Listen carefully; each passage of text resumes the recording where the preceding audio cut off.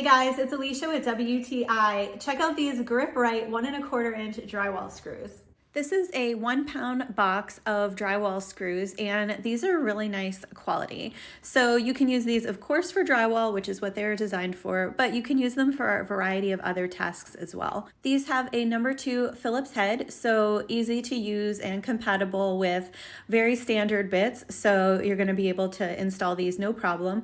We use them to install these pieces of plywood to the side of a workshop. We were replacing some pegboard and we wanted something sturdy that we would be able to hang different tools and accessories from, and these were really helpful for getting that job done. So these are a fine thread. They are also coated with a phosphate, so that helps paint and mud to adhere to these if you are using them for drywall or finishing.